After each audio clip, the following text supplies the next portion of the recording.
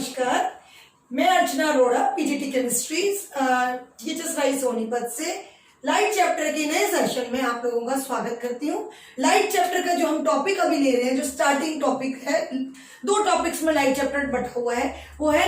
परावर्तन और अपवर्तन, रिफ्लेक्शन एंड रिफ्रैक्शन। तो मैं अभी जो टॉपिक ले रही हूँ, पहले रिफ्लेक्शन का सारा पार्ट ले रही हूँ, उसके बाद हम इन सर्टेन क्लासेस के बाद हम रिफ्रैक्शन टॉपिक पर जाएंगे। मैंने अब तक जो आपके साथ डिस्कस किया है वो काफी सारी जो छोटी छोटी बातें थी, एलिमेंट्री पार्ट, आभासी और वास्तविक प्रतिबिंब, उसके बाद ट्रांसपेरेंट और ओपेक ऑब्जेक्ट्स, हिंदी और इंग्लिश दोनों मीडियम साथ साथ लेके चलती हूँ, साथ साथ दोनों वर्ड्स यूज कर लेती हूँ और मुझे लगता है अब मेरे बच्चों को मेरी लैंग्वेज समझ में आने लग चुकी है। अच्छा, इसके बाद light travels in a straight line, इस तरह की कुछ छोटी छोटी बातें मैंने पहले सेशन में ले ली थी। नेक्स्ट सेशन में मैंने आपको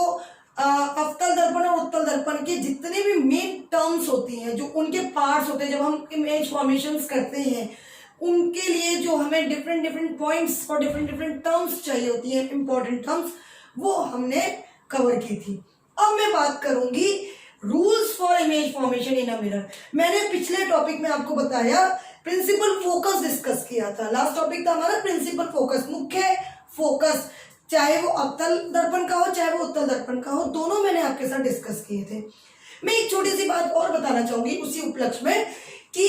जब हम किसी अवतल दर्पण का मुख्य फोकस देखते हैं तो उसके भी यहाँ पर हमारे एनसीईआरटी में एक एक्टिविटी भी दे रखी है, क्रियाकलाप 2 करके, एक्टिविटी 2। वो क्या कहती है, और ये आप बहुत इजीली गेम की तरह भी इस घर पे कर सकते हैं। आपको मैंने लास्ट टाइम बताया कि अवतल दर्पण जो है वो अभिकेंद्रित दर्पण होता है, अभिसारित करता है। वो क्या करता है, जितनी भी सूर्य से आने वाली रेज है उनको एक साथ एक किसी पॉइंट पर समेटता है, इकट्ठा करता है, और उस पे वो जो पॉइंट होता है जहां पर वो अभिकेंद्रित करता है, वो पॉइंट क्या कहलाता है, हमारा मुख्य फोकस कहलाता है। तो मैं क्या कर सकती हूँ इस एक्टिविटी के लिए कि जैसे मेरे पास सन की रेज आ रही है, मैं इसके रास्ते में एक अवतल दर्पण रख लेती हूँ और अवतल दर्पण लेने के बाद मैं उसको चेक करती हूँ कि कहाँ आकर के, और उसके सामने में एक पेपर रखती हूँ। अवतल दर्पण, सूर्य का प्रकाश, अवतल दर्पण और एक पेपर। अब जब अवतल दर्पण और पेपर जो है, पेपर के डिस्टेंस को अवतल दर्पण से थोड़ा सा आगे पीछे करके हम देखेंगे कि कहाँ वो छाया जो बनेगी उस प्रकाश की, वो कहाँ एक तीक्ष्ण बिंदु क्रिएट हो रहा है, मतलब पेपर पर कहाँ एक तीक्ष्ण बिंदु क्रिएट हो रहा है। हम उसी तीक्ष्ण बिंदु जिस जगह पर आकर के हम जब सेटिंग करेंगे उसकी,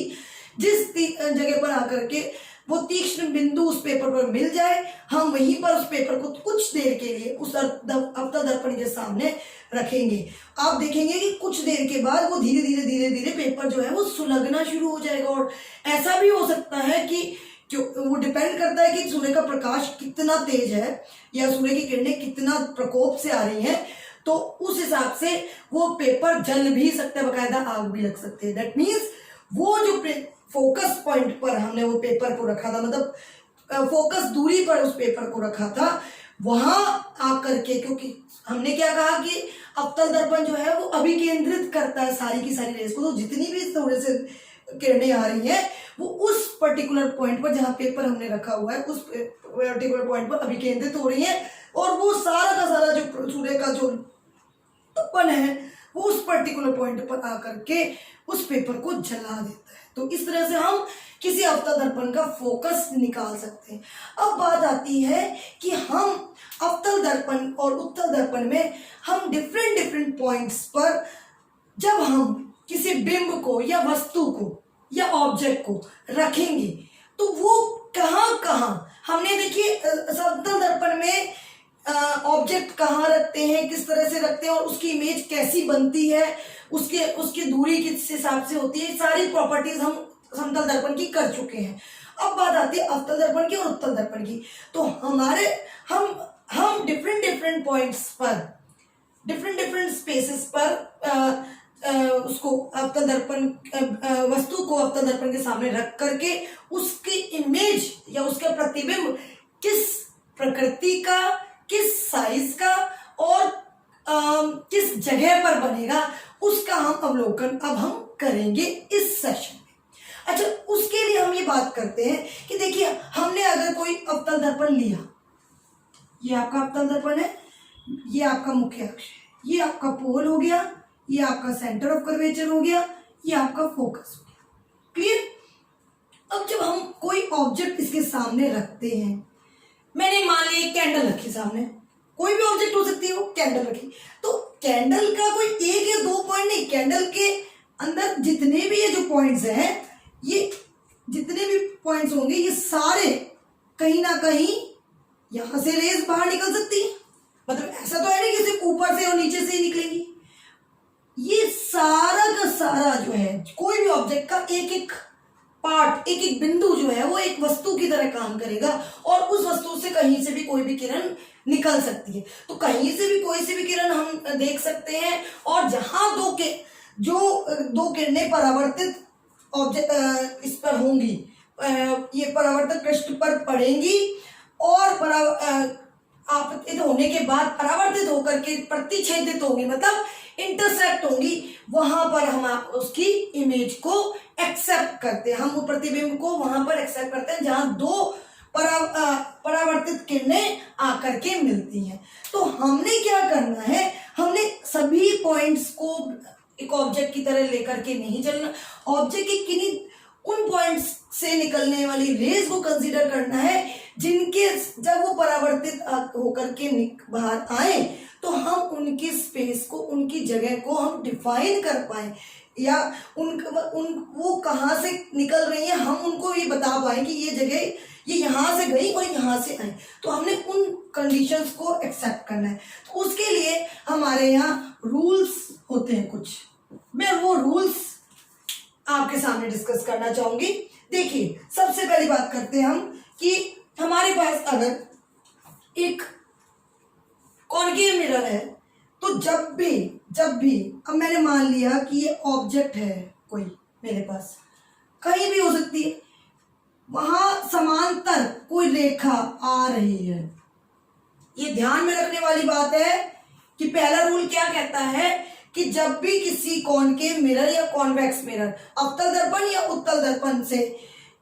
कोई रेखा, मतलब मुख्य अक्ष से समांतर कोई रेखा दर्पण पर पड़ती है जब, तो वो कहां से परावर्तित होके निकलती है,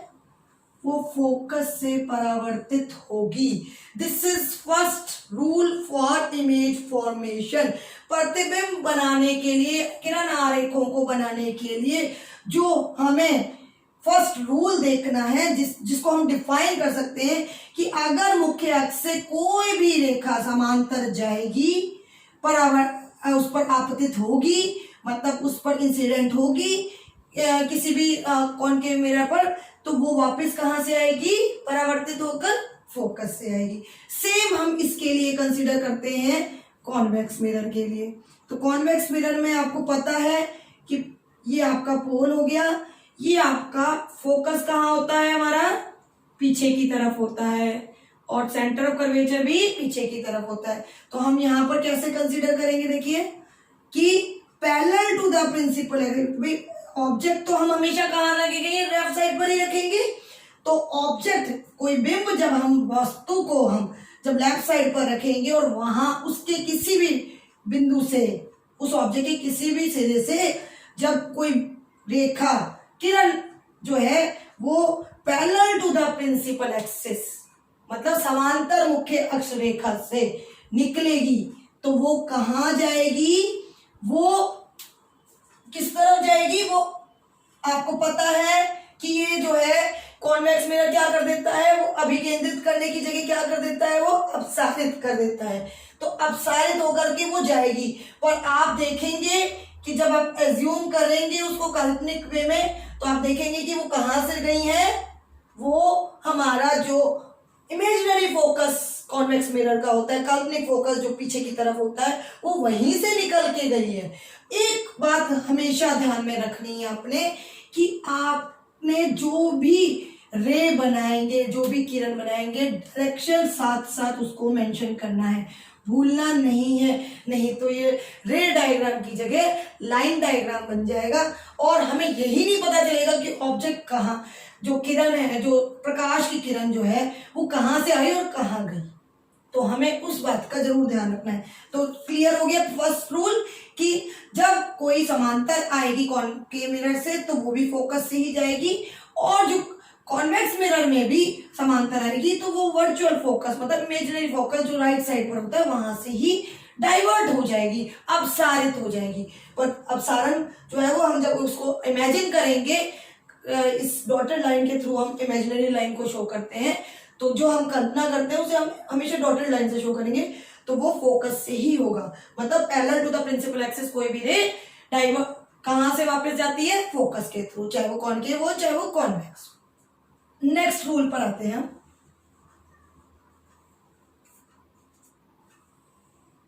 again focus then centre of curvature. देखिए हम कि जब कोई रे, इसी में हम आपको देखते हैं कि जब कोई रे फोकस से इंसिडेंट होगी, मतलब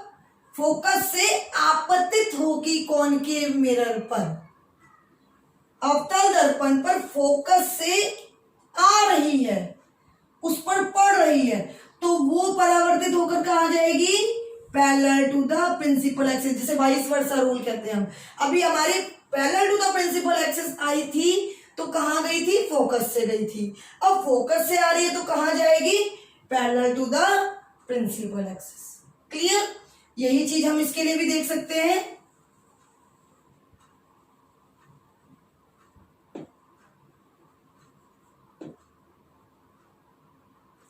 कि कोई रे अगर कोई रे फोकस से आ रही है तो वो कहां जाएगी, ये आ रही है और कहां जाएगी वो, same parallel to the principal axis. ठीक है, ठीक है बच्चे, नेक्स्ट पॉइंट पर जाते हैं। अगेन हम लेते हैं अब कि जब कोई रे मुख्य अक्ष, again then focus then centre of curvature, जब कोई रे सेंटर ऑफ कर्वेचर से मतलब वक्रता केंद्र से किसी मिरर पर आपतित होगी तो वो कैसे जाएगी बच्चों, वो कैसे जाएगी, वो वापस उसी वे में वापस चली जाएगी। जब भी कोई किरण फोकस सेंटर ऑफ कर्वेचर मतलब वक्रता केंद्र सी से आपतित होगी तो उसका परावर्तन का जो वो होगा जगह, परावर्तित किरण भी सेम उसी पोजीशन में वापस चली जाएगी। तो आने का एरो और जाने का एरो भी इसमें शो करेंगे हम। इसके बाद बात करते हैं हम सेम फॉर कॉन्वेक्स मिरर।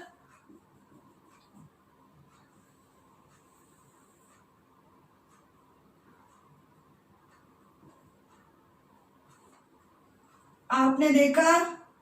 कि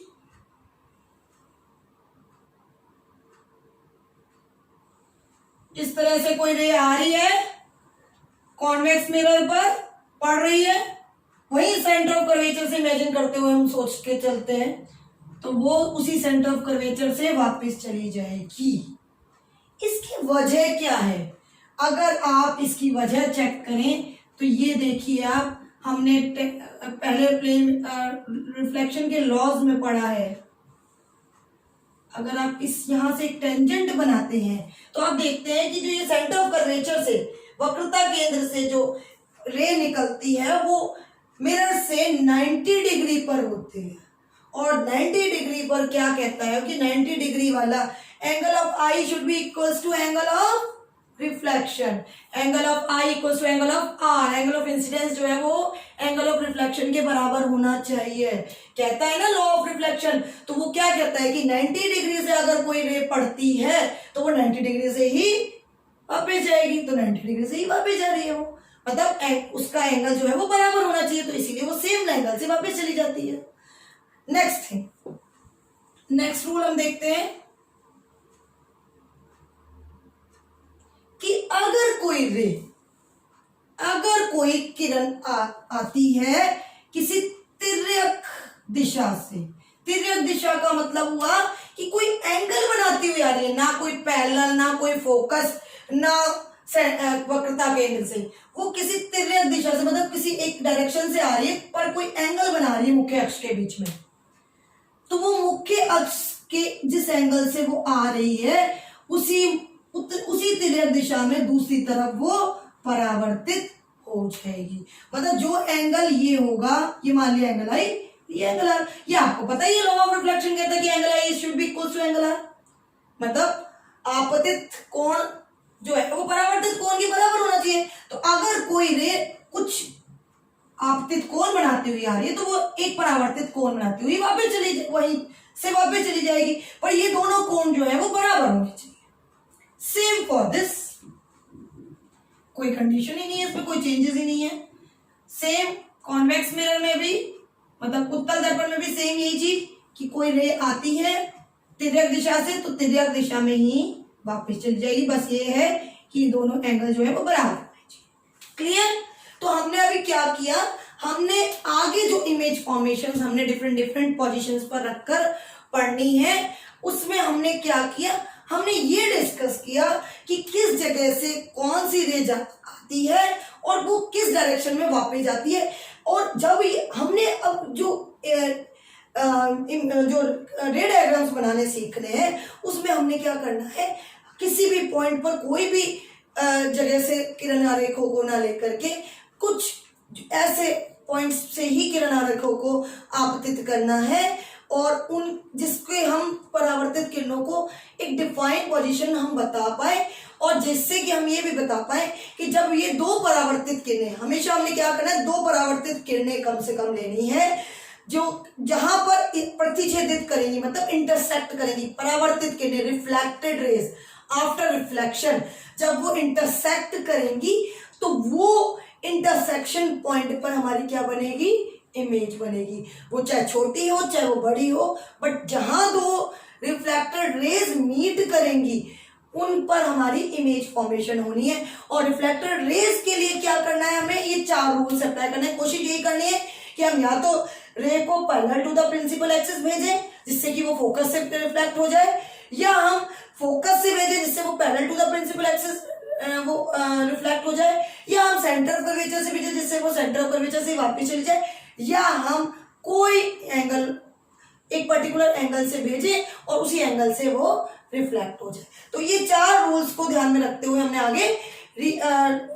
जो है इमेज फॉर्मेशंस पर काम करना है। तो